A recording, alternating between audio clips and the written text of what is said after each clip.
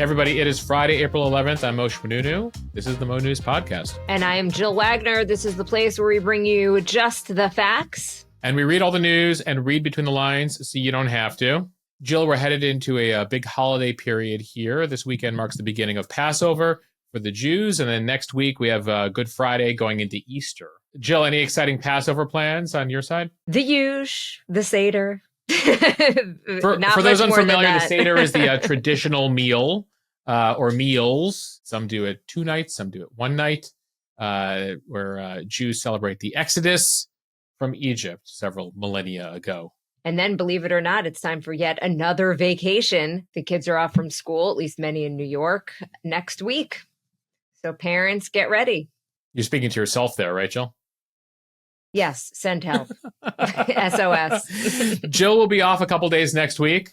So well-deserved break, but you're with us the beginning of next week. So. Notice we're not calling it a vacation, right? Yeah. I'm off, but I'm not on vacation. I'm working harder than I've ever worked. The tornado at home. Anyway, it's been a long week. We should probably get to the headlines as we head into the weekend here. That's right. Market whiplash continues. Stocks plunge despite President Trump's tariff pause. What's behind it? Well, they had the high on Wednesday off the pause. Reality really set in yesterday that there's still a lot of tariffs that we're still dealing with. Meanwhile, Amazon's CEO weighs in on the impact of the China tariffs, now at 145%. You didn't think they could go up. And Democrats are questioning whether Trump and his allies perhaps engaged in insider trading. The DOJ is investigating a top egg producer here in the United States over price hikes during the shortage. And we'll do a quick reality check on egg prices, which are still at a record.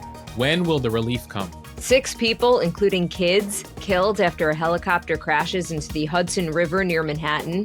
The U.S. and Russia swap prisoners in a deal that releases a Russian American that had been held in a Russian prison. For the first time, Michelle Obama opening up about divorce rumors and why she skipped some public events. Yeah, these comments getting a lot of attention. He's just Ken. LeBron James becomes the first professional male athlete to have his likeness depicted as a Ken doll. What he has to say about it. And it is Friday. Cheers to the freaking weekend, what we are watching, reading, and eating. All right, let's start once again with the economy and President Trump's tariff plans. Despite his plans to pause tariffs for 90 days, it was another market sell-off on Thursday. As we reported yesterday, Trump dramatically reversed course, dropping his country-specific reciprocal tariffs for 90 days, leaving the universal 10% rate for all trading partners. China, the exception here, where the tariff rate is now 145%, not 125%, as the White House said on Wednesday, and we reported on the podcast. And that is because the White House is adding that initial 20% tariff that was put in place because of illegal fentanyl coming from China. On Thursday, Amazon CEO Andy Jassy was on CNBC. He said Amazon is still trying to figure out the impact of the tariffs, but that third-party sellers on the site will likely pass the cost on to consumers. You know, we're going to do, as I said, everything we possibly can to keep prices low for customers. Who is going to eat the cost, though? Because I think that's one of the big questions. How much can get passed on to the customer? How strong do you think the American consumer is right now? And how much of it gets eaten by Amazon? How much gets eaten effectively by potentially a third-party seller? I think we'll have to see how it all plays out. But if you made me guess, you know, I'm guessing that that sellers will pass that cost on. No real surprise there, but I guess it just hurts to hear it, Moshe. He said it is still early, but they have not yet seen any changes in consumer behavior. Amazon did start to cancel some direct import orders for products sourced by vendors in China this week following Trump's tariff announcement. Of the $3.2 trillion that the U.S. imported in 2022, about 1 in 6 items came from China, making it America's top supplier. China is also one of the U.S.'s top export destinations behind Canada and Mexico. As for some of the U.S.'s other trading partners, the European Union has responded by putting on hold for 90 days its first countermeasures against U.S. tariffs. The head of the European Commission said, "We took note of the announcement by President Trump, and we want to give negotiations a chance." The National Economic Council Director, Kevin Hassett, he said Thursday that the U.S. has already received serious trade deal offers from almost 20 countries and that 2 deals are almost closed. He said lawyers are just working out the final details for those 2 deals. And that 10% universal baseline tariff rate, he says, is likely to stay in place for most countries as part of any negotiated trade agreement. He said it is going to take some kind of extraordinary deal for the president to go below 10%. So that's the reality right now. Effectively, you have Democrats and some Republicans calling this a consumption tax. Ultimately, that most products that come in from around the world will see at least a 10% tax, or 10% tariff, if you will. But you have the Amazon CEO acknowledging, and most businesses acknowledging, that for the most part, that will be passed along to consumers. So prices will go up here. And then, of course, you have the whole China trade war situation, which is so high, you could even call it like a trade embargo. I mean, certain things will become impossible to buy from China, given the price increase here. So, that's something to monitor here, because this stuff can't transition immediately. If you have a factory, if you're making parts, if you're looking at another country to do that, to produce it, a new factory, new employees, training, machinery, that's going to take a while here.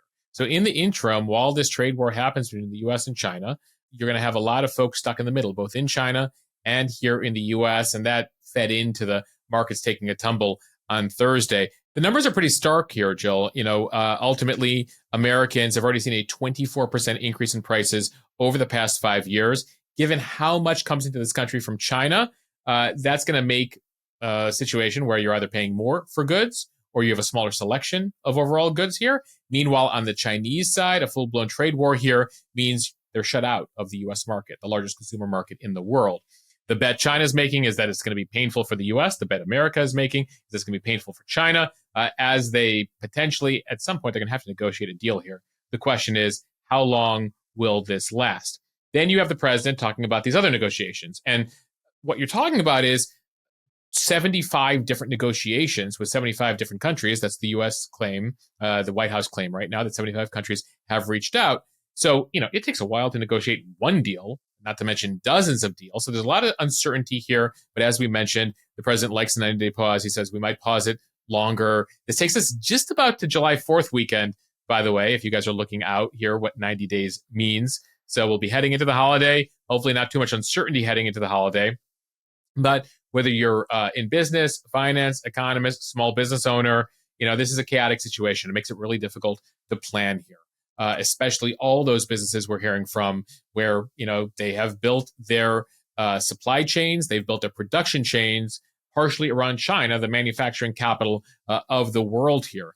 Now, Trump warned of what he calls a transition cost with the tariffs, transition problems, but he says it's going to be a beautiful thing.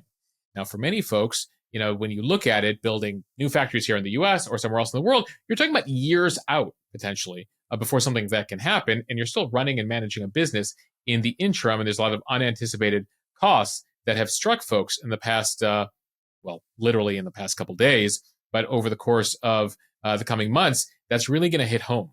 And we're going to see the impact of all of this on a variety of businesses. And so we're going to see how the government adjusts to what they're going to be hearing from Americans, including folks who voted for Trump, including Republicans, including people calling their senators and congressmen on Capitol Hill. There is an effort by a handful of senators right now to repeal the tariffs. Remember, according to the Constitution, technically Congress does have tariff authority here. And so you have Rand Paul, a Republican, Ron Wyden, a Democrat, and they introduced a bill yesterday that would repeal the tariffs. Whether that's going to get enough votes, not clear. But Rand Paul, who's been very against this, even though he's a Republican, but he's pretty independent, very libertarian on certain issues.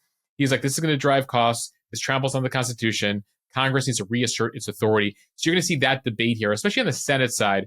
The House, Speaker Johnson very much has been very supportive of the president.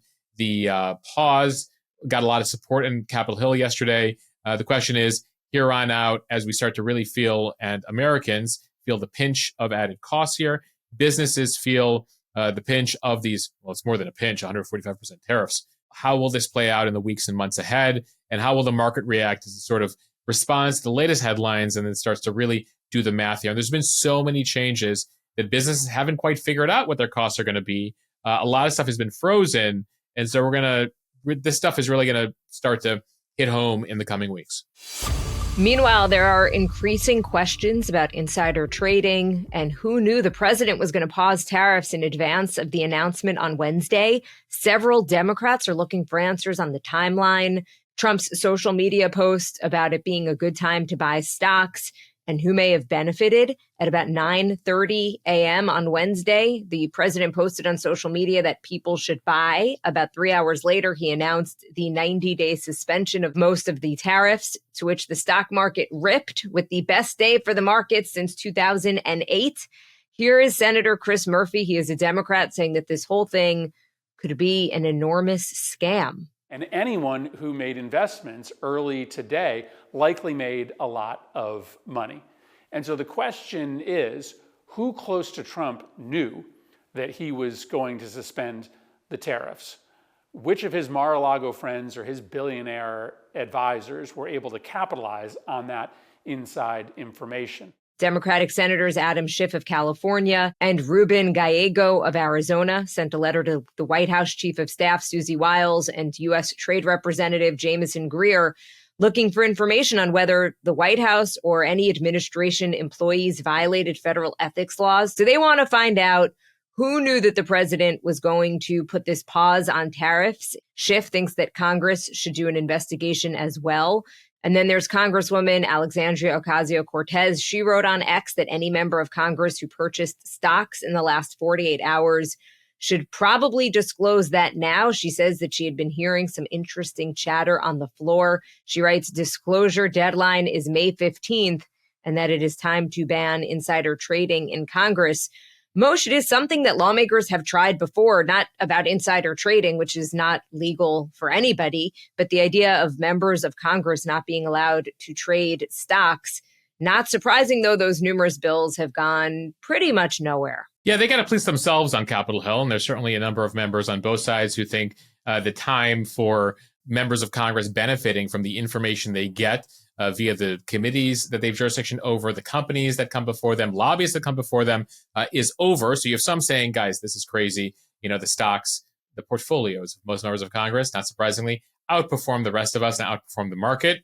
That said, you also have a lot of members on both sides who benefit from the very lax rules, who've become very, very rich. And that includes the Nancy Pelosi's of the world, as well as Republicans like Darrell Issa and others who are multi-millionaires in Congress and who actively trade. Before we get further into Congress here, though, I should mention on the accusations of insider trading, the White House did respond to those Democrats, Adam Schiff, Chris Murphy, and others yesterday, saying these are just partisan games. They state that based on that Trump social media post, that it's the responsibility of the president to reassure the markets and Americans about their economic security. Democrats railed against China's cheating for decades. Now they're playing partisan games instead of celebrating President Trump's decisive action yesterday to finally corner China. So you have the White House basically saying there's nothing here. The president put that out. It was out there for everybody. Now, Democrats say there might be more here. We want to investigate this. We want the ethics office of the White House to investigate this. Unclear whether that's going to happen here. But ultimately, I talked to some financial advisors yesterday who are like, there are definitely people who made the right trades at a significant point in time, minutes ahead of the decision. One of the questions people are asking is, those people who made those trades that made them millions or billions of dollars. Because if you look at how the market reacted, Jill, within literal seconds of the president announcing that he was pausing the tariffs, you got like more than half of the market increase on Wednesday. Like that's how quick it is. And that's why you had to have some of these trades ready to go. So Democrats are asking this question, who knew what, who knew when? Was that post by Trump a cue to anybody? Or were people just making various bets on the market and it is what it is? And so, you know, we will likely learn here in the coming weeks and months with disclosures who did very well in those minutes following the announcement. Nonetheless, the White House saying this is fear mongering, this is partisan games. Democrats saying who knew what, when. So that's one storyline we'll watch here. But getting to the larger issue, especially on Capitol Hill, there was a law passed back during the Obama days that increased rules about members of Congress disclosing their stock trades. But that basically just means they got to disclose their stock trades. And if they don't, there's I think it's a very small fine, like a couple $100, which, by the way, if you do very well in Congress on a stock trade, you're like, yeah, I'll pay that penalty of a couple $100. Now, the issue is over time, that doesn't really take care of the overall issue, that lawmakers have access to classified intelligence reports, that they meet with a lot of CEOs. They play a key role in economic policies. They know when legislation might be passing. This is all stuff that moves the markets, and it creates, if not actual ability to trade off that stuff, at least the appearance of conflicts. So if you ask the American people, 3 out of 4 Americans, 75% say, yeah, ban members from Congress from trading individual stocks. That's been something that's been discussed for a while, but ultimately nothing has happened in recent years. About 1 out of 5 lawmakers, about 20% of congressional lawmakers do trade stocks here. And I should note their salary is just under $200,000 a year, but many of them are making multi-millions in the stock market every year. This is just the latest case of an insider trading accusation coming from Congress and people pointing the finger back at Congress being like, yeah, but what about you guys? So another story that we'll monitor here. All right, time for the speed read from Reuters. The U.S.'s largest egg producer has confirmed that it is under investigation by the U.S. Department of Justice's Antitrust Division for potential price gouging. The company is called Cal-Maine. It supplies about 20% of the country's eggs. It announced its quarterly profits this week of $509 million, which is more than 3 times what it made during the same period last year. Egg prices reached a record high of $6.23 per dozen in March. That's up 60% compared to last year. Retail prices for eggs have been climbing in recent months, largely driven by the bird flu epidemic that has forced farmers to cull more than 166 million birds since the outbreak started in 2022. Cal-Maine's financial report showed it has more than tripled its price per dozen eggs from about $1.30 before the outbreak to as high as $4.06. And that is despite production costs remaining relatively stable. The company and other egg producers have also received tens of millions of dollars from the U.S. Department of Agriculture to help replenish flocks that were lost from the virus. We've heard from the Justice Department that they are prioritizing enforcement against anti-competitive practices here. And, they're looking into what exactly was going on here and whether certain companies are taking advantage of the larger issue to increase their profits. Now, it does come, as you mentioned, we got that new report from March that included details on U.S. retail egg prices, that's $6.23 per dozen, despite the fact that wholesale prices have started to drop. So you might have heard recently a lot of talk from Trump, the White House, that the price of eggs is coming down. That's the wholesale price of eggs. We have not seen that reflected yet in stores, and certainly going into the Easter holiday, given demand for eggs is a record high this time of year, we haven't seen any relief there. Now, wholesale prices are now down 50%, which means hopefully soon in the coming weeks, we will start to see prices come down here. Wholesale egg prices went from $6.55 a dozen down to just over $3 a dozen. Pretty significant, actually, but it's pretty difficult to know exactly when retail prices are going to come down. New avian flu outbreaks could break out. There could be some stores that decide they're going to take the profit on those eggs and not necessarily reflect the cheaper cost of wholesale eggs to the retail market. So something to monitor here, and I just wanted to cut through there because a few of you messaged us saying, wait, I keep hearing egg prices are cheaper, but I'm not seeing that. That's because, again, wholesale egg prices versus retail egg prices. So if you want those cheaper eggs, Jill, you got to buy in bulk, not Costco bulk, like a truck full. And then I guess you'll see me at the farmer's market trying to resell them. You can catch Jill at the farmer's market. She has 10,000 dozen eggs. In fact, Moshe, I think this could be a good side hustle. just don't take too much of a profit, Jill. Otherwise, the DOJ Antitrust Division will be onto you as well. The last thing I need. All right, from the New York Post, a helicopter with 6 people aboard crashed in the Hudson River Thursday afternoon. We have learned that all 6 people on board have been confirmed dead when that helicopter tumbled out of the sky and plunged into the Hudson River just offshore from the West Village neighborhood in Manhattan. The dead include a family of tourists who are visiting New York from Spain. They include a pilot, a man, a woman, and 3 children. The helicopter is believed to have been a tour charter flying along the Hudson at the time of the crash, but the cause is still under investigation. Yeah, we're learning here that this took place just off of Pier 40 in Manhattan, near the Hoboken border of New Jersey. So New Jersey is just across there on the Hudson River. The helicopter was owned and operated by a tour company called New York Helicopter, which is investigating what happened here along with New York authorities. The CEO of that chopper company, that tour company, telling the New York Post that he's devastated by what took place here. Witnesses describe the propeller as flying off at some point. Terrible video, Jill, that's circulating online of the crash. Tourists there on the West Side bike path there taking video as this chopper crashed into the waters there of the Hudson River. And we should note that pretty routinely, if you're in Manhattan, if you're in New York City, the sky is filled with helicopters, both recreational, commercial, tourist. Manhattan has several heliports around it that whisk everyone from business executives to tourists through destinations around the area. And sadly, this is not the first time that we've seen an accident related to choppers in the area. Back in 2009, there was a collision between a plane and a tourist helicopter that killed several people. And then in 2018, I remember covering this one, a charter helicopter that offered open door helicopter flights over Manhattan crashed in the East River. That one killed 5 people. So they try to regulate the safety here. But sadly here, another tragedy takes place, and we'll wait to hear what this investigation finds. From the BBC, a Russian-American citizen has been released in the latest prisoner swap between Moscow and Washington. Ksenia, Karelina, a ballerina from Los Angeles, had been in prison in Russia for over a year. She had been arrested in early 2024 during a family visit to Russia. She was accused by Russia's FSB security service of raising money for a Ukrainian organization providing arms to the Ukrainian military. She pleaded guilty last August and was sentenced to 12 years in jail. Yeah, so the donation here in question was $51. And apparently Russian authorities searched her phone when she arrived in Russia. It went to a charity that deals with humanitarian aid and disaster relief. Again, $51 to it. She denied, and the organization denies, raising money for weapons and ammunition. But, we've known this. We've seen a few of these prisoner swaps.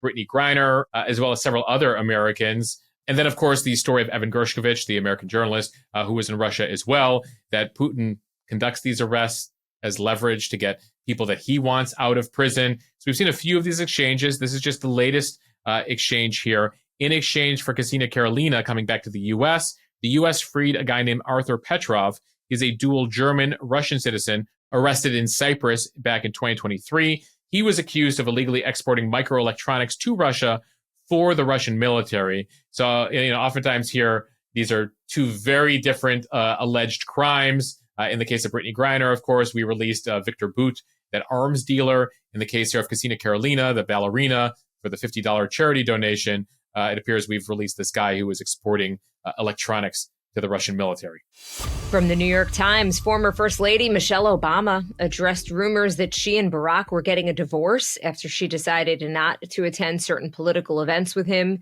saying, quote, "People couldn't fathom that I was making a choice for myself. They had to assume that my husband and I were divorcing." In Tuesday's episode of the Work in Progress podcast with Sophia Bush, Michelle Obama opened up about her newfound independence as an empty nester and living out of the spotlight of the White House. As women, I think we struggle with disappointing people. Yeah. I mean, so much so that this year people were, they couldn't even fathom that I was making a choice for myself, that they had to assume that my husband and I are divorcing. This couldn't be a grown woman just making a set of decisions for herself. Right. Right. But that's what society does to us. We start actually finally going, what am I doing? Who am I doing this for? And if it doesn't fit into the sort of stereotype of what people think we should do, then it gets labeled as something negative and horrible. So Mo, she said she looked at her calendar and basically got to pick what she wanted to do based on what was best for her and not what she was supposed to do. Yeah, a reminder here for all of you, Michelle Obama never liked politics. This is actually one of the funny things as the rumors were floating that Michelle Obama was running for president. We heard it several cycles. We heard she was replacing Biden. And I just want to remind everyone, Michelle Obama never liked politics. She's been with Barack for more than 30 years. And she was reluctant, and she understood that this was his passion, that this was his dream, not her dream. In fact, there was a lot of chatter in 2012 after the first Obama term that she didn't even want him to run for re-election. She did not like life in the White House, life in the limelight, but she did it for him. She's been supportive of that life for a long time. But ultimately here, it looks like she just drew a line. Like she was done.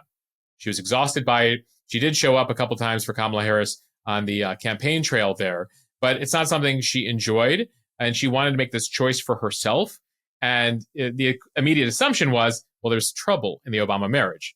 And we're not ruling out that there might be trouble. We have no idea. But she's trying to address this as this was more about her making choices for her life and not necessarily a reflection of her relationship with her husband or her feelings for her husband.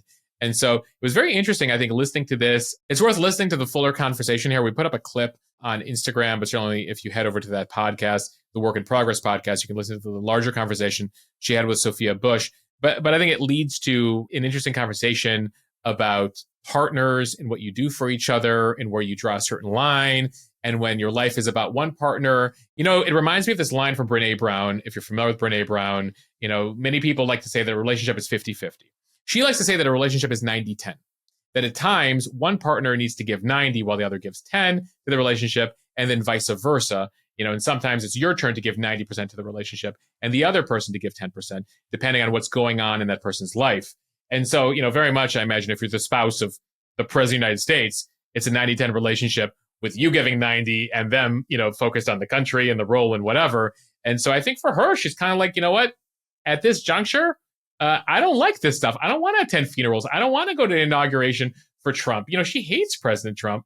They've had very nasty things to say. He's had terrible things to say about her. She doesn't like him.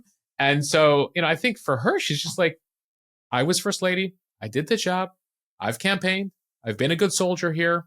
I'm done. So I'll just play devil's advocate because that's what we do. And I know that a lot of women in particular are really cheering this. And I do get it as a mom who has young kids.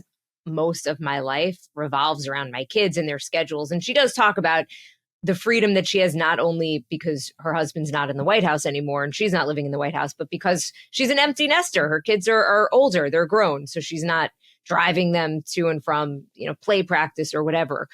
However, the one opposing argument is there aren't that many of these events that the former first lady needs to attend.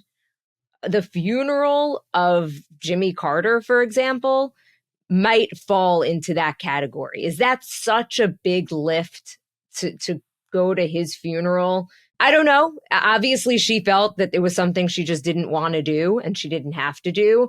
But as a former first lady, to just pay your respects to a former president who passed away, I'm just asking the question. It doesn't feel to me like that's such a big deal. No, listen, I think, everyone's entitled to, I think there's a variety of views on this. It was very interesting to hear her take on this. But yeah, I mean, that's part of being part of a life of public service, right? Is that sometimes but I think she would argue that she's put herself behind the country and the role for a very long time. It's an interesting conversation. I think it leads to an interesting debate.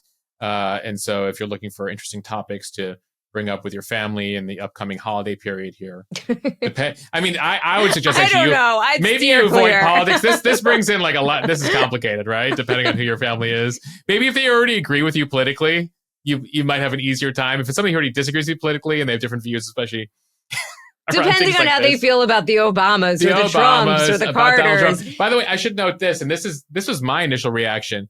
I was like, when you looked at the seating arrangement, it was like first lady, former president, first lady, former president. She would have been sitting next to Trump at the funeral as well. And so I was like, I wonder if that played a role. I don't think she can even be with him for a couple hours. And what was so interesting at that was that, Barack was by himself and he was sitting next to Trump. And like they were like laughing at times or smiling at times about stuff. And everyone was like, what are they talking about? Oh, Kamala Harris was not happy. She was turning around like, what are you guys doing? She's like, what? You're smiling at this guy who just beat me, Barack? Anyway, it was a fascinating, we talked about it on the pod back in the fall when Jimmy Carter passed away. But it was fascinating to watch the interactions between all those folks.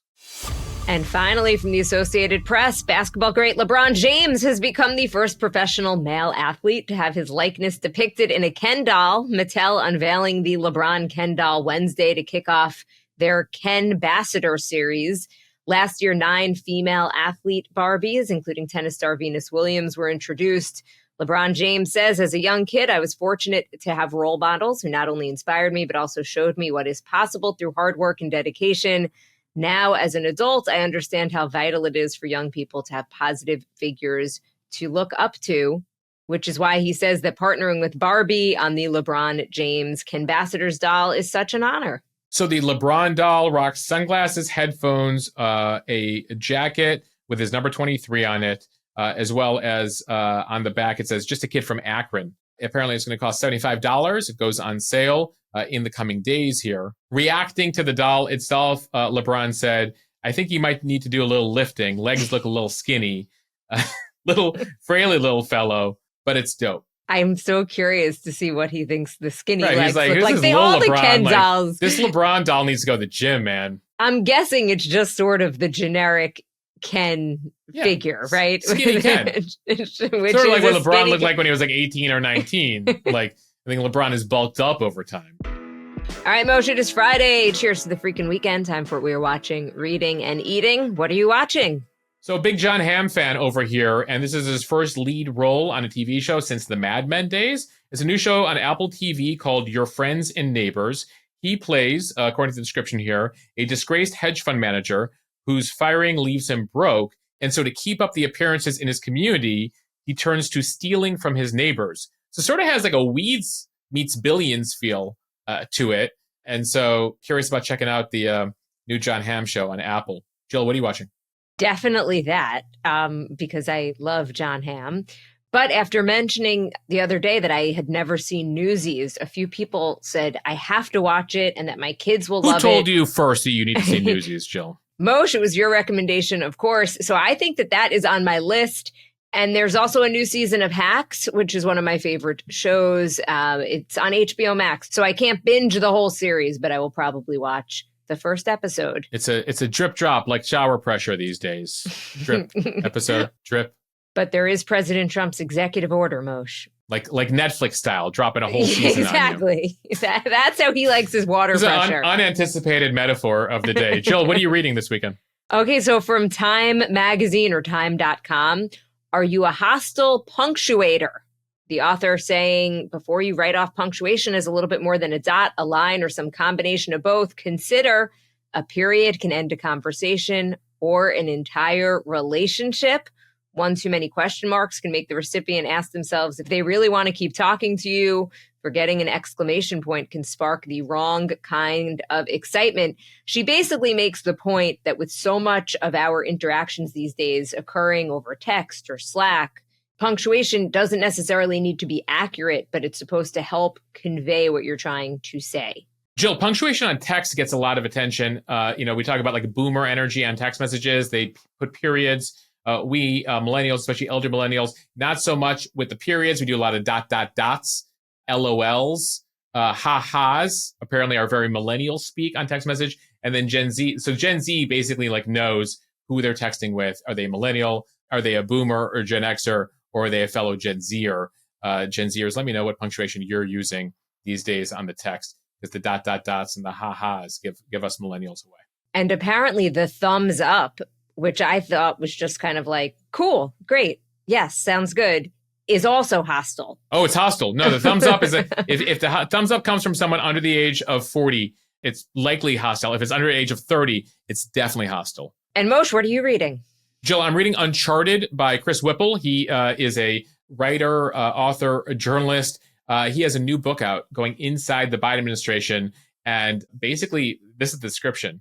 He argues that Biden's family and closest advisors operated in a fog of delusion and denial regarding Joe Biden. So he's got some really compelling, at times scary, inside details of what was happening inside the Biden administration, effectively the cover-up around Biden. We're going to have him on the podcast next week. And so I'm reading Uncharted by Chris Whipple. So one of a few books out about the Biden administration that's coming out, that have come out, that are coming out here in the coming weeks. And then speaking of the podcast, Dana Perino, whose book I mentioned last week, I Wish Someone Had Told Me, former White House press secretary, Fox News co-host. She was in the studio this week. We have her podcast out today, for premium listeners. So look out for that, premium listeners. You guys get all the interviews first over there on Premium. If you haven't joined Mo News Premium, mo.news/premium, and you'll get that Dana Perino podcast today. Okay, Moshe, what are you eating? I could guess. Yeah, it's Passover. Related. I got the matzah. I like the charoset.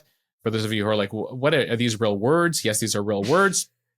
You're probably more familiar with matzah. Charoset is a special type of like chopped fruit and nut mix spread that we make for the holiday. There's a lot of traditions there. It turns into a paste of sorts. I have to say this about charoset. It spells with, you can either spell with a CH or an H. I've had some like amazing ones, Jill, where I want like seconds and thirds of it. And then there's like ones you have where you're like, I'm going to just taste this for the purpose of the holiday and the meal and not engage in more than just like a teaspoon. Jill, what are you eating?